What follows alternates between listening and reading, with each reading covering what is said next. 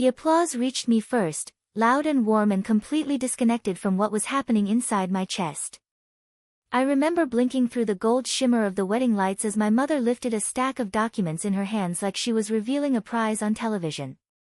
Her voice carried across the room, proud and bright. "We're giving them our home." The crowd erupted. My sister Vanessa covered her mouth and burst into tears, her new husband wrapped an arm around her shoulders, and my father's smile stretched wider than I'd seen in years. Everyone stood. Everyone clapped. Everyone celebrated. Everyone but me. I sat in my chair with my fingers wrapped around a champagne glass that suddenly felt heavier, as if it had been filled with cement. The sound around me blurred into a dull roar, like my ears were underwater. My mother and father didn't glance my way, not even for a second, not even to see if I was smiling too. They never did. And I felt it then, like a needle sliding between ribs. Something small, sharp, quiet. A shift so subtle no one else noticed, but it landed deep inside me. Not anger. Not jealousy. Awareness. The kind that changes things. I used to believe helping my parents was just what adult daughters did. I didn't expect credit or gratitude. I didn't expect anyone to notice how hard I was working to keep everything afloat. That wasn't how I was raised. I was taught to be steady. Invisible. Useful. 5 years earlier, when my father's hours were cut at the shipping yard and my mother's hands stiffened too much for her to keep waitressing, they started falling behind on their mortgage. They didn't ask me for help, they didn't have to. I saw the overdue notices on the counter one night when I came over after work, and before I could stop myself, the words slipped out. "I'll cover it until things get better." My father nodded like I just offered him a napkin at dinner. My mother said, "You're such a good daughter," as if she was commenting on a weather report. That night, I went home, opened my laptop, and set up the first transfer. The first month hurt. The second felt necessary. By the 6th month, it became a quiet shape in my life, a recurring payment that hummed in the background. Like an appliance running somewhere in another room. Every 30 days, my phone buzzed, "Payment processed, no thank you." No conversation. Not even acknowledgement. Sometimes my mother would say, "We've been blessed that nothing has fallen apart," and I'd nod even though the blessing had a name and a routing number attached. Long before I paid their bills, the dynamic had already been carved into the walls of our house. When I graduated college, my parents gave me a folded card at breakfast. Inside was a crisp $50 bill. My mother kissed my cheek. My father told me he was proud in a distracted voice because he was on the phone with a contractor. I didn't expect more. I had learned long ago not to. 2 years later, when Vanessa graduated, the backyard turned into a festival. Lights strung between the trees, catered food, a shimmering cake with gold dust on top. Dozens of relatives crowded the lawn. At the end of the night, my father dangled a pair of keys in the air so they caught the porch light. "Your car's in the driveway," he said. Everyone cheered. Vanessa sobbed. My mother hugged her like she'd just returned from war. I clapped too, smiling so hard my cheeks ached because that's what I did. That's what I knew how to do, celebrate everyone else. Vanessa was the golden one. The bright one. The girl with a spotlight following her wherever she went. I was the helper. The fixer. The one people remembered when they needed something. My mother often told people, "Cheryl is so low maintenance," as if that was something to brag about. I guess she didn't realize low-maintenance kids are usually the ones who learned early that asking for anything comes with a cost they don't want to pay. As we grew older, the imbalance sharpened. Vanessa drifted from job to job, boyfriend to boyfriend, crisis to crisis. My parents called her every morning to check in, every night to soothe whatever had gone wrong that day. I called them twice a week. Sometimes they didn't answer. When Vanessa overspent, my mother wired her money. When I sent money, it was to keep the roof over their heads. But they never connected the dots. I became the invisible support beam of a house that wasn't even mine. The day I realized exactly where I stood wasn't dramatic. Nobody yelled. Nobody cried. Nobody said anything cruel. It was just a moment. Plain and simple. A truth landing calmly. I was watching Vanessa lift the keys to her shiny new car during her graduation party, her face glowing under the fairy lights, everyone cheering around her. And something inside me whispered, "This is not your family the way you wish it was." I tucked that whisper into my chest, didn't speak of it, didn't analyze it. I just kept going, the way daughters like me do.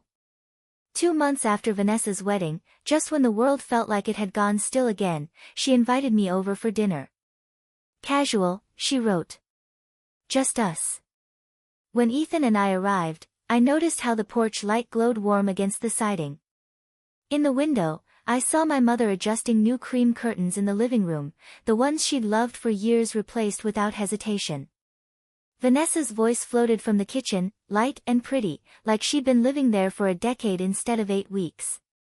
The table was set with pot roast and homemade rolls. The dining room smelled like rosemary and butter. My father greeted Ethan like he was a long-lost friend and then turned to me with that same thin smile he used whenever something awkward lingered under the surface. We sat where they directed, the same seating arrangement they'd used my entire life, except this time it stung. It wasn't their house anymore. It wasn't mine either. It was Vanessa's. The chosen daughter. We talked through small things, paint swatches, backyard plans, their honeymoon in Hawaii. Vanessa talked about installing a fire pit, and my mother watched her like she was watching the sunrise. I could feel it building in the room. A wait. A shift. A moment. When the plates were cleared, my mother folded her hands and glanced at my father the way people do when rehearsed words are ready to spill out. My stomach tightened. "We wanted to talk to you," she began gently. My father nodded. "Your mother and I have been thinking about our next steps." My pulse thickened. "Since the house is theirs now," my mother continued, "we need somewhere to stay next. Somewhere peaceful." Then she smiled, the kind of smile people use when they already know what they want. "We've decided we're going to move into your vacation house." Not a question. Not a request. A decision. Silence collapsed over the room. Vanessa stared at her plate. Ethan shifted beside me. My father waited for my reaction like I'd been given a pleasant surprise. I placed my fork down slowly, aligning it perfectly with the edge of my plate. My hands didn't shake. I breathed once. Then I said one word. No, everything froze. My mother blinked. "What? You're not moving into my house." The sentence dropped like a stone into the room. The air shifted. The warmth drained from the table. My chair scraped softly as I stood. I didn't wait for their shock to settle. I didn't explain. I didn't apologize. I just walked out. The drive home was quiet, but not the kind of quiet that threatens to shatter. It was the kind that settles in your spine, the kind that marks a boundary finally drawn. Ethan didn't ask questions. He kept one hand on the wheel and the other near mine, close enough for comfort but far enough to give me space. He always knew the difference. When we got home, I hung up my coat and walked straight to the bathroom. I cupped cold water in my hands and pressed it to my face. My reflection stared back at me, calm, too calm. A woman who had swallowed storms for years. A woman who had learned to stay small. A woman who was done being small. I dried my face and went to my desk. The lamp lit the surface in a narrow circle of gold. I opened my laptop. Step 1, block their numbers. Not out of spite. Out of survival. Every cycle with my parents was the same, boundary. Backlash. Guilt. Apology. Amnesia. I couldn't do it anymore. I clicked block on each number. The sound was soft, almost dull, but the meaning was sharp. Next, I opened the app for the vacation house. I tightened the security settings. Removed their access. Added two-step verification. Sent alerts to my phone and Ethan's. Then I opened the folder labeled Documents, where 5 years of mortgage payments sat neatly saved, monthly confirmations, transfers, notes. Proof I had kept them afloat. Proof they never acknowledged. I compressed the folder. Saved it somewhere easy to reach. Not to use against them. To remind myself I hadn't imagined any of it. Ethan leaned against the doorway. "You want to talk?" he asked. Softly. "Not yet." He nodded and left the room without taking it personally. That alone told me I had chosen the right partner. Around midnight, I stood by the window. The city glowed softly beneath a smear of gold streetlights. It was quiet. Steady. Alive. Ethan brought me tea and set it on the windowsill. "You okay?" he murmured. "I think so." For the first time in a long time, I felt grounded. Sure. Present. Like a woman standing in her own life, not on the outskirts of someone else's. The next morning, my phone buzzed with a call from an unfamiliar number. Halfway through a meeting. I excused myself and answered. "Hello." A calm official voice said, "This is the local police department. We're calling about your property outside the city." My breath hitched. "We have 2 individuals here claiming to be your parents." The alarm flagged their entry as unauthorized. "We need confirmation from you." There it was. The plot twist of real life. The thumbnail headline turned into reality. I pressed my back to the cold wall. "They don't have permission," I said. "Understood. Would you like to come to the property?" "I'm on my way." Ethan didn't hesitate. He grabbed the keys and followed me out the door. The drive was long and quiet, the sky heavy with low clouds. When we turned down the gravel path toward the house, the police cruiser came into view. 2 officers stood beside my parents, who sat on the porch steps surrounded by mismatched suitcases like they had just landed from a long trip. My mother stood when she saw me. "Thank God," she said. "Tell them it's fine. Tell them we're allowed to be here." The officer stepped forward. "Ma'am, your parents are claiming permission, but our system shows they were removed from authorized access." I nodded. "That's correct. They do not have permission to be here." My mother's face collapsed. "Cheryl, please.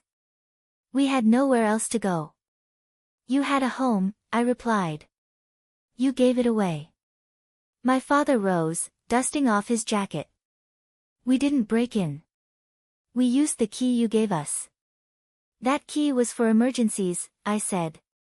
"Not for moving in." The officers asked if I wanted to press charges. I didn't. But I didn't bend either. "They need to leave," I said. My mother glared at me with all the fury of someone unaccustomed to consequences. "You're unbelievable," she snapped. "After everything we've done for you," Ethan stepped closer, a silent reminder I wasn't alone. The officers escorted my parents to the cruiser. A locksmith arrived and replaced the locks. He handed me new keys. I pocketed them and locked the door myself. The click echoed cleanly. Justice doesn't always roar. Sometimes it whispers. Sometimes it's just a lock turning. The next day, I woke before the sun. The air felt different, clean, weightless. I made coffee and watched the soft morning light wash across the buildings. Ethan joined me, brushing my hand with his. We didn't speak. We didn't need to. Later, my cousin Jessica called. She told me my parents tried to stay with Vanessa and were turned away. They were now renting a small, overpriced apartment on the edge of the city. I didn't gloat. I didn't feel triumphant. I didn't feel anything sharp. Just distance. The kind that comes when you finally put down a weight you carried your whole life. That evening, there was a voicemail from my mother. Her voice was small, softer than I'd ever heard it. She said they'd made mistakes. She hoped I could forgive them someday. I didn't delete it. But I didn't listen to it either. Some apologies need time. After dinner, I sat at my desk and opened the rental listing site. I updated the vacation house photos, adjusted the description, and clicked list. The house was mine to choose what to do with. My choice. Finally. When I turned off the lamp, silence filled the apartment, but not the empty kind. The peaceful kind. Boundaries are not punishments. They're the quiet shape of self-respect. And once I finally drew mine, the world didn't collapse. It opened. If you've ever rebuilt your peace from scratch, you're not alone.